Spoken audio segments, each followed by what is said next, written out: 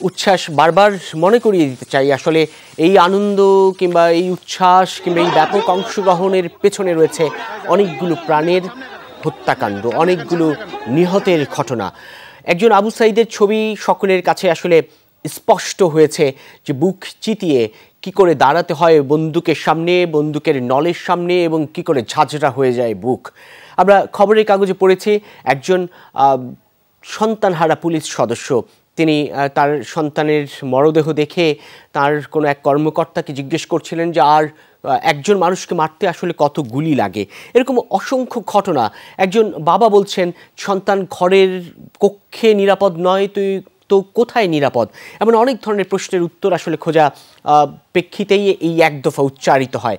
সেই সব হত্যাকাণ্ডের বিচারের প্রেক্ষিতেই এই এক দফা উচ্চারিত হয়।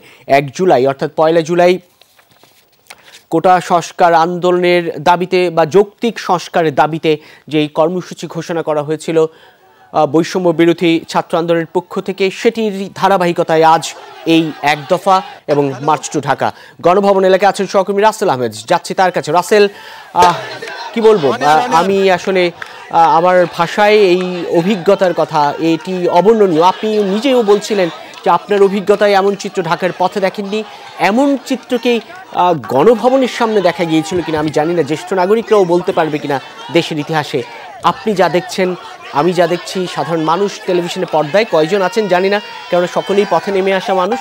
তারপরেও যারা আছেন তারা আসলে কে কীভাবে দেখেছেন জানি না। একটু বলবেন, জানাবেন, দেখাবেন, বর্ণনাটুকু জানতে চাই, শুনতে চাই।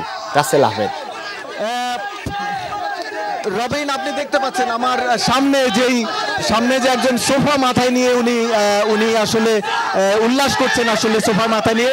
একটু তার কাছ থেকে শুনে আসি যে উনি কোত্থেকে এটি নিয়ে এসছেন, এবং উনি আসলে সামনে এগিয়ে যাচ্ছেন। আপনি দেখতে পাচ্ছেন আসলে সোফা মাথায় নিয়ে, এবং আপনি আমার সামনের দিকে একটু যদি তাকান, এটি হচ্ছে গণভবনের যেই ব্যারিকেড, আসলে এটি হচ্ছে গণভবনের ব্যারিকেডের যেই সামনের পেছনের অংশটি। আসলে এখান দিয়ে অনেক মানুষ ভেতরে প্রবেশ করছেন, এবং এই যে দেখতে পাচ্ছেন আসলে ব্যারিকেড ডিঙিয়ে আসলে অনেকে ভেতরে যাচ্ছেন এবং স্লোগান দিচ্ছেন।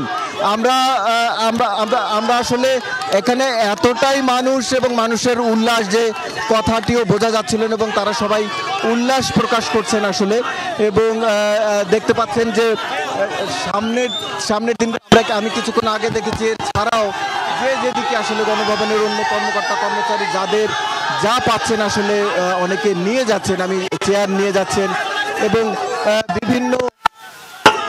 বিভিন্ন দিকে আসলে যেদিকে পাচ্ছেন আসলে সেদিকটা নিয়ে তারা এগিয়ে যাচ্ছেন। আমরা এখন পর্যন্ত এই অবস্থাটি আসলে দেখতে পাচ্ছি যে আমরা আরেকটু আসলে এত মানুষ তারা উল্লাস প্রকাশ করছেন যে ভেতরে প্রবেশও বেশ খানিকটা বেগ পেতে হচ্ছে।